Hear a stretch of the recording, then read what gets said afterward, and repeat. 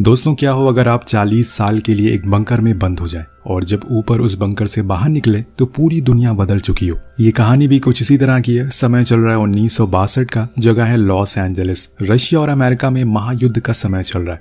दोनों देश एक दूसरे को अपनी ताकत दिखाने में लगे हुए हैं, लेकिन रशिया ने हाइड्रोजन बॉम्ब तैयार कर लिया है और उसने कई तो इस्तेमाल भी कर लिए, जिसकी वजह से अमेरिका ने अपने साइंटिस्ट पर जोर डालना शुरू कर दिया है। अब उन्हें भी कुछ ऐसा बनाना होगा। अब उसी समय हम एक बड़े नामी साइंटिस्ट डॉक्टर कैल्विन को अपने घर में पार्टी करते हुए देखते हैं, जहां पर कई बड़े बड़े लोग आए हुए हैं। लेकिन तभी टीवी पर उस समय के अमेरिकन प्रेसिडेंट कैनेडी एक प्रेस कॉन्फ्रेंस करते हैं और सभी अमेरिकन को बताते हैं कि उसने भी परमाणु हथियार बना लिया है और अब वो रशिया का मुंह तोड़ जवाब दे सकते हैं। लेकिन डॉक्टर कैल्विन कहीं न कहीं इस बात से डरे हुए थे कि अगर दोनों देश एक दूसरे के ऊपर परमाणु बम गिरा देंगे तो उनके परिवार को बहुत नुकसान पहुंचेगा और क्या पता वो जिंदा भी ना बचे। इसलिए वो फौरन सभी लोगों को अपने अपने घर जाने के लिए कह देते हैं, क्योंकि उन्हें अब फौरन कुछ करना पड़ेगा। और अब वो अपनी पत्नी क्लारा को लेकर पहले से बनाए हुए एक बंकर में चले जाते हैं, क्योंकि उन्हें इस बात का पहले से अंदेशा था कि जरूर कभी न कभी परमाणु युद्ध होकर रहेगा, इसलिए उन्हें यह बंकर पहले से बना रखा था। वहीं दूसरी ओर हम आसमान में एक प्लेन को उड़ते हुए देखते हैं जो रशिया के ऊपर हमला करने के लिए जा रहा है। लेकिन तभी उसमें कुछ पंछियां आके टकरा जाती हैं, जिससे कि उसका इंजन फेल हो जाता है और पायलट को मजबूरन इंजेक्ट करना पड़ता है। वो प्लेन को छोड़ देता है और वो प्लेन आकर किसी और के घर नहीं बल्कि डॉक्टर के घर पर ही गिरता है।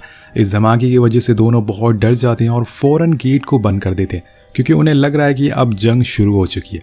लेकिन यहाँ उन्होंने ये नहीं सोचा था कि ये गेट पूरे 40 साल बाद ही खुलेगा, क्योंकि डॉक्टर ने इसे इस तरह से डिजाइन किया था कि जब भी किसी देश पर परमाणु हमला होता है तो रेडिएशन को खत्म होने में लगभग 40 साल लगते हैं और उन्हें अभी यही लग रहा है कि ऊपर के हालात बहुत ही बुरे हैं। अब अगली सुबह वहां पुलिस आती है और वो इन लोगों को हर तरफ ढूंढती है, लेकिन ऑफिसर को घर में कोई दिखाई नहीं देता। इसलिए उन्हें लगता है कि शायद वो जल कर खत्म हो गए। लेकिन उन्हें ये नहीं बताया कि वो इस समय जमीन के 100 फीट नीचे सेफ है, जहां उनके अलावा कोई और नहीं पहुंच सकता। अब कुछ समय के बाद क्लारा एक बच्चे को जन्म देती है, जिसका ये लोग नाम जॉन रखते हैं। इस बच्चे को पाकर वो बहुत ही खुश थे, क्योंकि उन्हें लग रहा था कि ऊपर दुनिया खत्म हो चुकी है। लेकिन ये बच्चा आगे जाकर एडम और ईव वाला काम करेगा और फिर से दुनिया को एक बार उजागर करेगा। लेकिन वहीं ऊपर हम कुछ सालों बाद एक रेस्टोरेंट को खुलते हुए देखते हैं, जिसकी खुदाई पे उन्हें जमीन के नीचे एक स्टील प्लेट मिलती है, जो इसी बंकर की छत होती है। वो जेसीबी से उसे खुदवाते हैं, लेकिन वो छत इतनी मजबूत थी कि उसे कुछ नहीं होता। लेकिन उस झटके को डॉक्टर नीचे महसूस कर सकता था। या उन्होंने आने वाले 40 सालों के लिए सारे इंतजाम पहले से ही कर रखे थे ताकि वो आराम से रह सके। जैसे कि उन्होंने खाने पीने के सामानों को स्टोर करके रखा था, पेड़ भी लगाए हुए थे जिसमें से उन्हें हर सीजन कुछ न कुछ फल सब्जियां मिलती थी। एक पॉन्ड भी था जिसमें उन्हें मछलियां पाल रखी थी, जिससे वो हर दिन खाना खा सकते थे। ऐसे ही कई दिन बीत जाते हैं और देखते ही देखते 10 साल निकल जाते हैं। ऊपर जो रेस्टोरेंट था वो अब बंद हो चुका था और उसकी जगह एक बार खुल जाता है।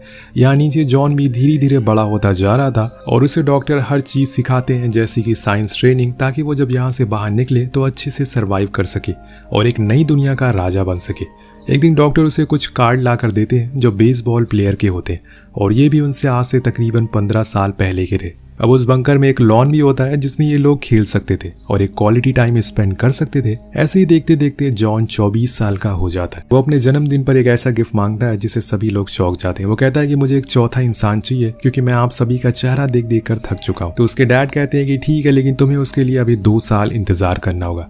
लेकिन यहाँ डॉक्टर और क्लारा को इस बात का भी डर था कि अगर उस बंकर का गेट में कोई दिक्कत आ गई और अगर वो अपने आप ना खुला तो वो हमेशा के लिए यहीं पर बंद हो जाएंगे। अब 1995 का साल आता है। ये वही साल है जब इन्हें यहाँ पर बंद हुए पूरे 35 साल बीत जाते हैं, पर किसी को भी आज की डेट याद नहीं है, इसलिए सभी सो जाते हैं। और तभी अचानक से गेट से पानी लीक होने लगता है और धीरे धीरे करके वो ओपन हो जाता है। सभी लोग जाग जाते हैं और डॉक्टर फौरन जाकर गेट के हैंडल को घुमाते हैं और वो बिना किसी दिक्कत के खुल जाता है। दोनों ही बहुत खुश थे, क्योंकि उन्होंने इस पल के लिए पूरे 40 साल का इंतजार किया था। पर यहाँ जॉन को कुछ समझ नहीं आता कि असल में ये सब हो क्या रहा है। तब डॉक्टर कहते हैं कि हमें इस समय ऊपर नहीं जाना चाहिए, हम रात का वेट करेंगे। इसलिए वो अंधेरा होने का इंतजार करने लगते हैं। ऊपर हम उस बार को देखते हैं जो अब कई नशीलियों का अड्डा बन चुका था। चारों तरफ बर्बादी थी और कुछ नहीं। हम एक होमलेस आदमी को भी देखते हैं जिसका ये किसी जमाने में बार हुआ करता था, और उसी समय वहाँ की जमीन हिलना शुरू हो जाती है। उन्हें लगता है कि शायद भूकंप आ गया, लेकिन तभी लिफ्ट से डॉक्टर ऊपर आता है और वो भी पूरे रेडिएशन सूट के साथ। ऐसे में उन्हें वो देखकर समझते हैं कि शायद वो कोई गॉड है और इसलिए वो भी बेहोश हो जाता है। लेकिन यहाँ डॉक्टर अपने घर के बैकयार्ड को देखकर हैरान थे, क्योंकि अब वो पहले जैसा नहीं रहा। हम देख पाते हैं कि अमेरिका पूरी तरह से बदल चुका है। जैसे कि हम लोग जानते हैं कि साल 1995 के दौरान अमेरिका में बहुत ही ज़्यादा गरीबी आ गई थी। यहाँ भी हमें वही दिखाने की कोशिश की गई है। डॉक्टर थोड़ा और आगे जाते हैं और उन्हें रोड पे बस हर तरफ चोरी चकारी नशेड़ी लोग दिखाई देते हैं। लोग चलते फिरते लोगों को मार रहे थे और उन्हें लूट रहे थे। ये सब देखकर वो हैरान हो जाते हैं और फौरन भागते हुए बंकर में आ जाते हैं और अपनी फैमिली को बताते हैं कि ऊपर पहले जैसा अब कुछ नहीं रहा। ये वो दुनिया नहीं है जहाँ पर हम रहा करते थे, इसलिए अब हमें यहीं पे रहना होगा। लेकिन जूली इस बात को मानने से इनकार कर देती है और बाहर जाने को बोलती है, पर तभी डॉक्टर को स्ट्रोक आ जाता है और वो वहीं बेहोश हो जाते हैं। तब जूली जॉन को अपने पास बुलाती है और उन्हें ऊपर जाने को कहती है, क्योंकि अब उनके पास खाने को ज़्यादा कुछ नहीं है, क्योंकि जॉन ने जो 40 साल के लिए सामान रखा था वो अब समय के साथ ख़त्म हो गया। इसलिए उन्हें कुछ खाने का जुगाड़ करना ही होगा। इसलिए वो उसे सब कुछ समझाती है कि वहाँ पर किसी से भी दोस्ती मत करना, किसी को अपने पैसे मत देना, ना किसी अनजान जगह पर रहना। अब जॉन काफ़ी एक्साइटेड होता है क्योंकि वो जब से पैदा हुआ है तब से यहीं पर था और बाहर की दुनिया उसके लिए बिल्कुल अलग होने वाली है। अब इसके बाद वो उसके डैड उसे बुलाते हैं और बताते हैं कि जब तुम ऊपर जाओ तो वहाँ पर एक अडल्ट स्टोर बुक नाम की स्टोर है, उसके सामने मत जाना, क्योंकि वहाँ एक जहरीली गैस है जो सभी को मार देती है। अब वो फाइनली लिफ्ट से ऊपर जाते, उसके साथ एक सूटकेस था जिसमें बहुत सारे पैसे भी थे। पर यहाँ वो होमलेस एक बार फिर से उसे देख लेता और इस बारी वो उसके सामने झुक जाता और कहता है कि मैंने जो भी गलती करी है मैं उसके लिए माफ़ी मांगता हूँ, गॉड मुझे माफ़ कर दो। उसे लग रहा था कि जॉन गॉड के रूप में धरती के ऊपर आया है, क्योंकि कुछ दिन पहले उसने डॉक्टर को देखा था और ये गॉड का नया अवतार है। तो जॉन कहता है कि ठीक है, घबराओ मत, सब कुछ ठीक हो जाएगा। इसके बाद वो फाइनली बाहर की दुनिया में एंटर करता है और आसमान की तरफ देखकर चिल्लाना शुरू कर देता है, क्योंकि उसने आसमान को पहली बार देखा था। सभी लोग उसकी ऐसी हरकत देखकर हैरान थे कि आखिर वो कर क्या रहा है, पर उन्हें ये नहीं पता था कि वो कहाँ से आया। अब इसके बाद वो अडल्ट बुक स्टोर के सामने से गुजरता है और वहाँ पर खड़े सारे लोगों को भगा देता है, क्योंकि जैसे कि उसके डैड ने बताया था यहाँ पर खड़े रहने से मौत हो जाती है। उसने तो लोगों की भलाई के लिए किया था। अब यहाँ से वो आगे बढ़ता है और बस पर बैठता है और वहाँ भी सभी से अजीब अजीब सवाल करता है, की वजह से सभी लोग उस पर हंसते हैं क्योंकि उन्हें लगता है कि शायद वो पागल है। अब वो सीधा जनरल स्टोर पहुंचता है जहाँ पर सामानों को लेने के लिए जो उसकी मॉम ने बताए थे। सभी सामान को लेने के बाद जब वो बिल काउंटर पर पहुंचता है तो उसे पता चलता है कि उसके पैसे तो कम पड़ रहे हैं, लेकिन वो कैशियर कहता है कि आपने ज़्यादा पैसों का सामान लिया है, इसलिए हम इसे खुद आपके घर तक छोड़ कर आएंगे। और तभी उसे याद आता है कि उसे अपने घर का एड्रेस तो पता ही नहीं है। वो अपना सारा सामान, सारे पैसे वहीं छोड़कर घर को ढूंढने के लिए निकल जाता है, लेकिन काफ़ी रात हो जाती है और उसे वो घर मिलता ही नहीं है जहाँ वो रहता था, यानी कि वो बंकर। अब ऐसे ही घूमते घूमते उसे एक पॉन शॉप दिखाई देती है जहाँ पर वो सोचता है कि क्यों ना वो बेसबॉल कार्ड्स को बेच दे जिसके बदले में उसे कुछ पैसे मिल सके। इसलिए वो वहाँ जाकर उस बंदे को दिखाता है और वो उन्हें देखकर शॉक था, क्योंकि वो बहुत ही पुराने थे और इनकी बहुत ज़्यादा कीमत थी। पर जॉन उसके बदले में बस $500 ही लेता है, क्योंकि उसे उन कार्ड की असली वैल्यू पता नहीं होती। लेकिन तभी वहाँ एंजेलिना नाम की लड़की आती है जो वही काम करती थी। वो उसे बताती है कि इसकी वैल्यू $3000 है। अब ये सुनकर वो हैरान था। अब एंजेलिना की ये बात सुनकर उसका मालिक उसे जॉब से निकाल देता है, लेकिन जॉन को उसकी ईमानदारी काफ़ी अच्छी लगती है, इसलिए वो उससे पहली नज़र में ही प्यार करने लग गया था, क्योंकि वो उसकी मॉम जैसी दिखती थी। अब जॉन उसे अपनी परेशानी के बारे में बताता है कि वो खो गया है और उसे अपना घर मिल नहीं रहा है, लेकिन वो उसकी बातों पर यकीन नहीं करती क्योंकि जॉन काफ़ी बड़ा है और ऐसे में कोई कैसे खो सकता है। तो वो कहता है कि यही सच है, अगर तुम मुझे किसी होटल में छोड़ दो तो मैं तुम्हें एक कार्ड दे सकता हूँ। अब वो मान जाती है और उसे होटल छोड़ देती है, लेकिन अगले दिन वो सुबह आकर उसे कार्ड को लौटा देती है क्योंकि उसे उसकी कोई चीज़ नहीं चाहिए थी। और ये बात जॉन को पसंद आने लगती है। उसने अपनी मॉम के अलावा ये दूसरी लड़की थी जिससे उसने हाथ पकड़ा था। तभी एंजेलिना बताती है कि उसे किसी जॉब की ज़रूरत है। तो जॉन कहता है कि ठीक है, तुम मेरे लिए काम करो, मैं तुम्हें हर वीक के $1000 दूंगा। अब वो मान जाती है, लेकिन सबसे पहले तो उसे अपने उन कार्ड्स को बेचना होगा, जिसके बदले में उसे $40,000 मिलते, जो कई लाख रुपए के बराबर होते। और इन पैसों को पाकर वो सीधा स्टोर जाता है और जॉन उन सारे सामानों को खरीदता है जो उसकी मॉम ने उसे लिख कर दिए थे, और इन सामानों से एक पूरा ट्रक भर जाता है। अब कार चलाते हुए जॉन उसे बताता है कि उसे एक लड़की की ज़रूरत है जिससे वो शादी कर सके, और लड़की कैलिफोर्निया की होनी चाहिए, ऐसा उसकी माँ ने कहा है। इसके बाद एंजेलिना उसे कार चलाना भी सिखाती है, जो कि वो सही से चला नहीं पाता। वो उसे अपने दोस्त और यहाँ से वो उसे अपने दोस्त ट्रॉय के घर ले जाती है, जो कि एक फैशन डिज़ाइनर था। दरअसल एंजेलिना चाहती थी कि जॉन का फैशन थोड़ा चेंज हो सके, तभी उसे कोई लड़की मिलेगी, इसलिए वो लोग मिलकर शॉपिंग करते हैं। और वहीं दूसरी ओर हम जूली को देखते हैं, जो परेशान है क्योंकि कई दिनों से जॉन वापस नहीं आया।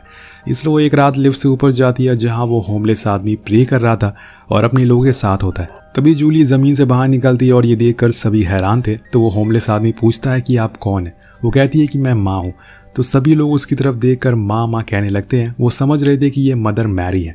अब उनसे डर कर वो फिर से नीचे चली जाती है। उधर जॉन अब नई नई चीज़ों को एक्सपीरियंस करना शुरू कर देता है, जैसे कि उसने आज कई सालों के बाद पहली बार खुले आसमान के नीचे स्केटिंग की थी। उसके बाद वो समुद्र में भी गया और सबसे बड़ी बात, वो पहली बार बारिश को महसूस करता है, जो उसके लिए एकदम अलग अनुभव होता है। यहाँ उसकी ऐसी हरकतों को देखकर एंजेलिना को थोड़ा अजीब लगता है। कभी कभी तो उसे सच में लगता है कि जॉन पागल है। और एक दिन वो उसके लिए लड़की ढूंढने वाला काम करती है। उसे एक क्लब में ले जाती है जहाँ पर जॉन को एक लड़की पसंद भी आ जाती है। लेकिन जब वो उसे बात करने लगता है तो एंजेलिना थोड़ा अजीब सा बिहेव करना शुरू कर देती है, जिस वजह से जॉन वहां से जाकर डांस फ्लोर पर डांस करना शुरू कर देता है। और उसे देखकर सभी लड़की उसे पसंद करने लगती है। और ये देखकर एंजेलिना को जलन होना शुरू हो जाती है। वो अपने एक्स के पास चली जाती है, लेकिन उसे अपने एक्स के पास देखकर जॉन को जलन होने लगती है। यानी कि यहाँ पर पूरा करण जौहर की स्टूडेंट ऑफ द ईयर चल रही थी। वेल अब ऐसे ही चलता है और जॉन गुस्से में आकर उसे एक्स को मार देता है, जिसकी वजह से एंजेलिना उसे छोड़कर पार्टी से बाहर आ जाती है। लेकिन जब वो घर पहुंचती है तो उसे वहां कहीं भी जॉन दिखाई नहीं देता। उसे लग रहा था कि वो फिर से खो गया है, इसलिए वो उसे ढूंढने के लिए बाहर जाती है। पर उसकी किस्मत अच्छी होती है, वहां उसे जॉन मिल जाता है। लेकिन इसी चक्कर में उसके घुटनों में चोट लग जाती है। तो जॉन उसे उठाकर घर में लाता है और उसका इलाज करता है। अब उसकी ऐसी केयरिंग चीज़ों को देखकर एंजेलिना उसे अपने प्यार का इजहार करती है। यहाँ जॉन भी उसे सच बता देता है कि वो और उसके पेरेंट असल में पिछले 40 सालों से एक बंकर में रह रहे हैं और वो शादी के बाद भी उसके साथ ही उस बंकर में रहना चाहता है, और इसीलिए वो उसे होटल में ले जाकर छोड़ देती है। लेकिन अगले दिन जॉन उस जगह को ढूंढ लेता है जहाँ पर उसका बंकर था। वो एंजेलिना के पास आकर उसे बताता है। अब अगले दिन वो एंजेलिना के पास आता है, पर वो उससे बताती है कि उसने उसके लिए एक साइकियाट्रिस्ट को बुला रखा है ताकि वो उसका इलाज कर सके। इसलिए जॉन वहाँ से भाग जाता है और उसने कहता है कि वो उसके होटल का बिल चुका दे। अब ड्राइव करके वो अपने बंकर तक पहुंच जाता है और उसके मॉम डैड देखकर बहुत ही खुश होते हैं। लेकिन यहाँ जब एंजेलिना और ट्रॉय उस होटल रूम में जाते हैं जहाँ पर जॉन रहता था, तो वो हैरान हो जाते हैं, क्योंकि वहाँ उन्हें कुछ स्टॉक मिलते हैं जिसकी आज के समय में कीमत $1 मिलियन में होती है। और इन सभी चीज़ों को देखकर एंजेलिना को यकीन हो जाता है कि जॉन सच कह रहा था। वो 40 सालों से एक बंकर में रह रहा है। उधर दूसरी ओर हम जॉन को देखते हैं जो उसी होमलेस आदमी से मदद मांगता है अपने सामानों को उतारने के लिए। उधर जब एंजेलिना घर जा रही होती है, वो पूरी तरह से उदास थी क्योंकि उसने जॉन को फिर से खो दिया। लेकिन तभी रास्ते में उसे वो दिख जाता है और वो भागते हुए उसके पास जाती है और उसे गले से लगा लेती है। अब वो उसे अपने साथ अपने बंकर में लेकर जाता है, अपने मॉम डैड से मिलवाता है।